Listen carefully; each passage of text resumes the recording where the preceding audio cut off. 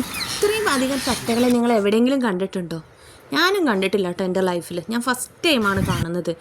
അതും ഇത്രയും തോനെ തത്തകൾ. വാ നമുക്കൊന്ന് പോയിട്ട് വരാം. ഞാൻ ഈ കാറിൽ ഇപ്പോൾ പോകുന്നത് എൻ്റെ സ്വപ്നത്തിലേക്കാണെന്ന് പറയാം. ഇതാ ഇത്രയും തോനെ തത്തകൾ, അതും കൂട്ടം കൂടിയിരുന്ന് ഇങ്ങനെ ഫുഡ് കഴിക്കുന്നത്, അതും കൊത്തിപ്പറക്കി തിന്നതൊന്നും ഒരുമിച്ചിരുന്ന് പറന്ന് പോകുന്നതും ഒക്കെ കാണാൻ എന്ത് രസമാണെന്നറിയോ. ഒരിക്കലെങ്കിലും നമ്മളിത് പോയി കാണണം കേട്ടോ, ഒരു വട്ടമെങ്കിലും. നമുക്കധികം ദൂരമുള്ള സ്ഥലമൊന്നുമല്ല, ചെന്നൈയിലാണ് കേട്ടോ.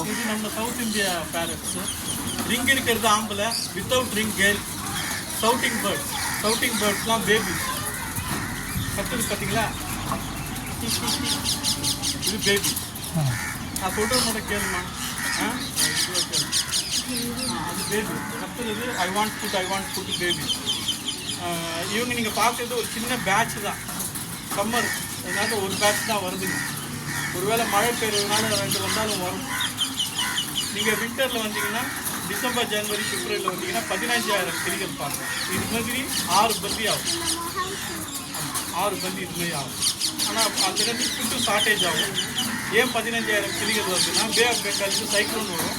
மரங்கள் ஆடி ஆடி பழங்கள் கீழே கொட்டிடும். That time they are searching for food and shelter. அதனால நம்ம முன்னோர்கள் சவுத் இந்தியாவில் ரைஸ் போட தூவி விட்டுருந்தாங்க. இப்போது அதெல்லாம் பண்ணுறதில்ல. அது ஒரு கோலமாக மாறிடுச்சு. இப்போ கவிதை இதெல்லாம் வரைஞ்சி இப்போ ஸ்டிக்கரில் வந்து முடிஞ்சிருக்குது. அதனால் அந்த இது நம்ம பண்ணுறதில்ல. அதனால் அந்த டைமில் இங்கே ஒரு 15,000 கிளிகள் வரும். நீங்கள் அது பார்க்கலாம். இது சும்மா நீங்கள் பார்க்குறது குழந்தைங்களுக்கோசம் சம்மருக்கு தந்து வச்சுருக்கேன்.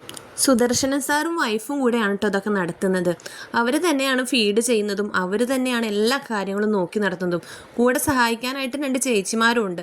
അവർ പുറത്തുനിന്ന് ഹെൽപ്പൊന്നും ആരെയൊന്നും വാങ്ങാറൊന്നുമില്ല. പക്ഷെ ആരെങ്കിലും ഇങ്ങനെ കുറച്ച് സീഡ്സ് കാര്യങ്ങളൊക്കെ വാങ്ങിക്കൊണ്ട് കൊടുത്താൽ, അതായത് പീനട്ട് അങ്ങനെയൊക്കെ വാങ്ങിക്കൊണ്ട് കൊടുത്താൽ അത് മാത്രം വാങ്ങും. അപ്പം നിങ്ങൾ പോകാൻ ഉദ്ദേശിക്കുന്നുണ്ടെങ്കിൽ മറക്കണ്ട, സുദർശൻ പാരറ്റ് ഹൗസ്, ചെന്നൈ.